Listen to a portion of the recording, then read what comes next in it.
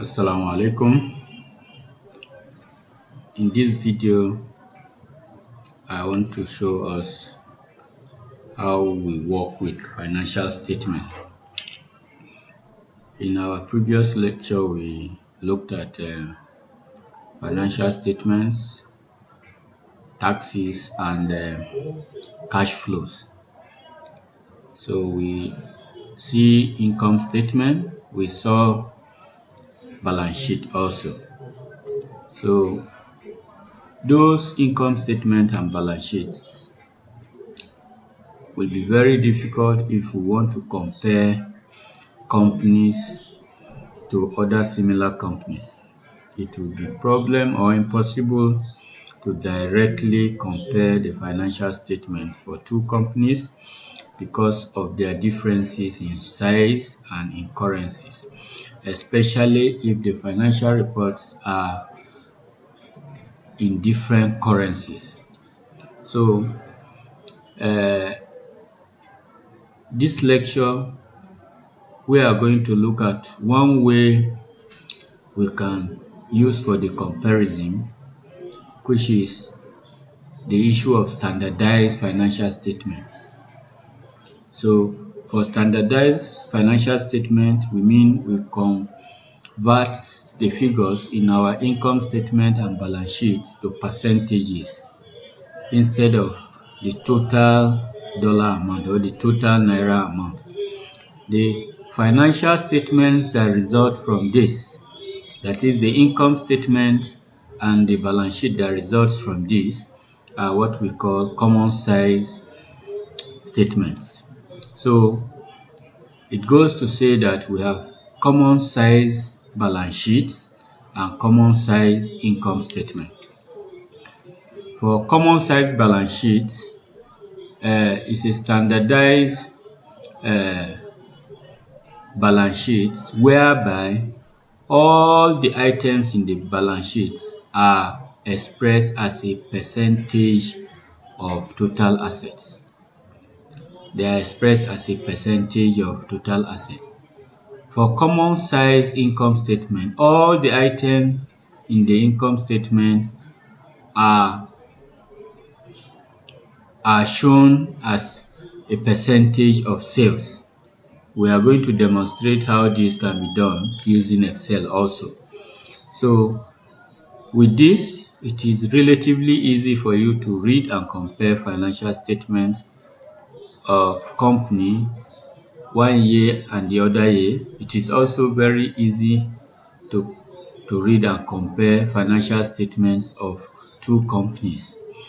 Now for the common size balance sheets, you can see clearly whether a company is making progress or is lagging behind.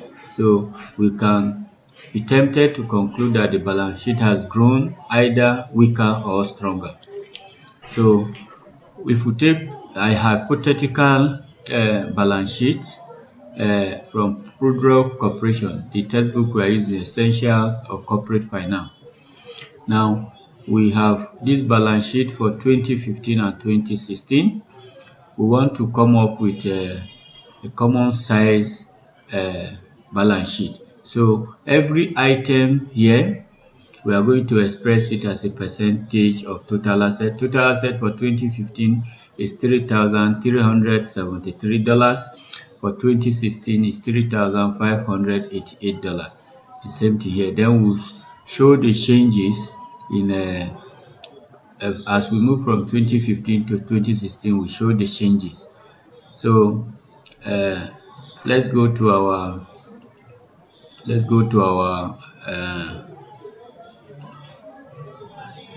Excel. Now on this Excel, we can see the same balance sheet and income statement that we'll be working with are here.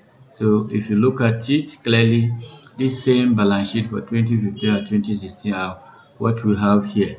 So let's solve and see. Now this is the balance sheet here. So we want to express this as a percentage of total assets. So we come here, we start with cash, equal to cash divided by the total assets. Since we are dividing everything with the total asset, we'll do absolute referencing. So F4 to lock it. F4 we can see is locked. We can see the dollar sign, enter. So 2.5%. So we can copy it down. We can copy it down. Copy it down to total asset. You can see clearly there is no figure here. We delete it. You can see clearly. So we can copy it. We go to current liability. So you can check and see. We put it in edit mode. You can see asset divided by asset. Let's look at this. You can see. Let's look at this. We can see. So let's go to current liability. This is equals to this divided by the total assets. Let's lock it also, F4. You use F4 to lock it. Enter. That is the value. I'll copy it down.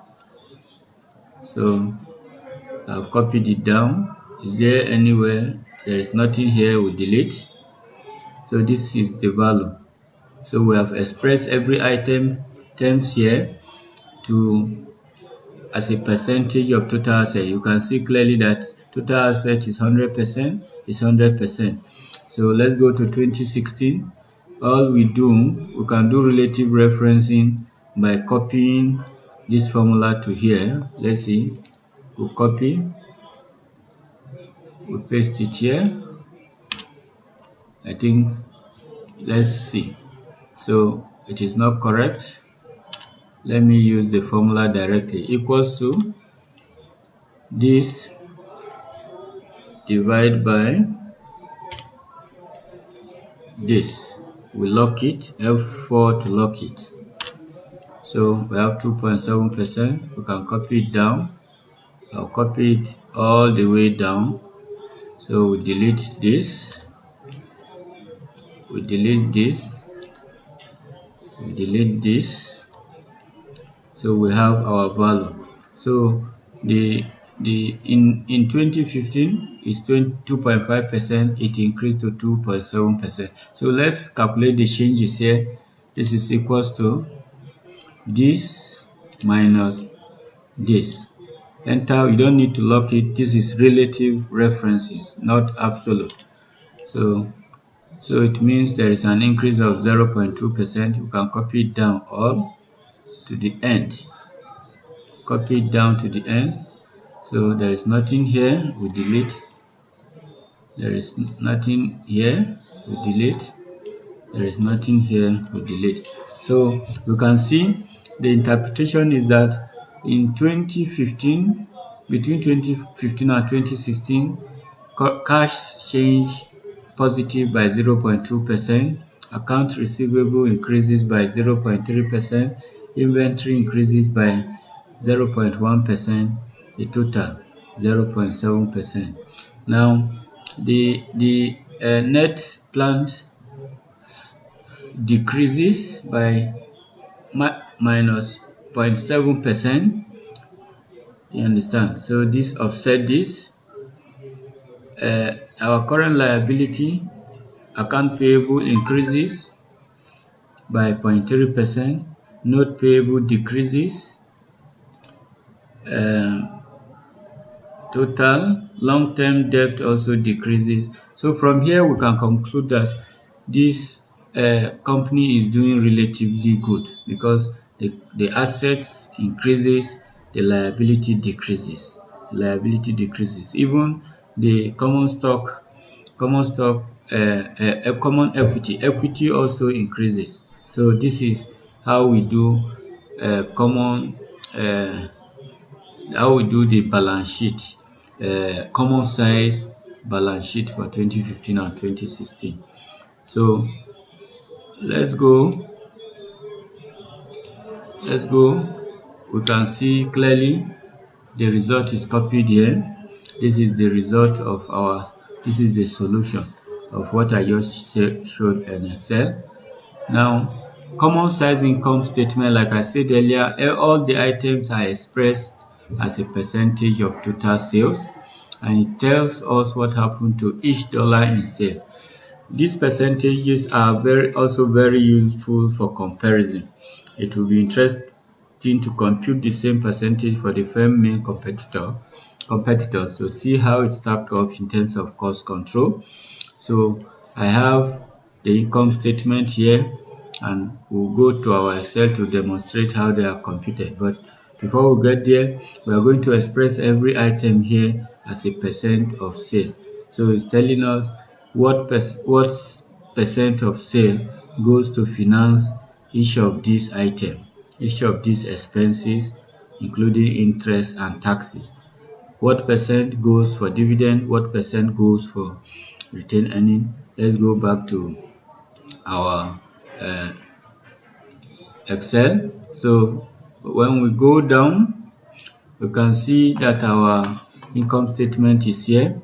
So we express everything as a percentage of sales. So equals to sales divided by sales. We lock it, F4, enter. So you can see it's 100% since we are dividing it by itself. Let's copy it down. If we copy it down, this is what we have. So here the values are not here. Let's delete it. The values are here. This is equals to this divided by sales, F4 to lock it, enter. So we copy it down once. So now from here we can see from a $1 sale we spend around 58 cents on cost of goods sold, around 12 cents on depreciation, 30 cents is the earning before interest and tax. Then we'll pay 6 cents as interest. That gives us 24 cents as taxable income. Out of this, 8 cents is paid as taxes, and this gives us a profit of 16 cents. And that 16 cents is shared between dividend and retained earning as 5 cents and 11 cents. So these are the way we compute income. Those are the ways we compute the income statement, common size income statement. So using Excel. So to do this standardized financial statement, all you need to do for balance sheet, you divide every items with total assets. They are expressed in percentage, and for income statement, we divide everything by sales. So this is the first part of our lecture. In the second part, we are going to this is the results copied to our this thing. In the second part, we are going to discuss ratio analysis. Thank you very much for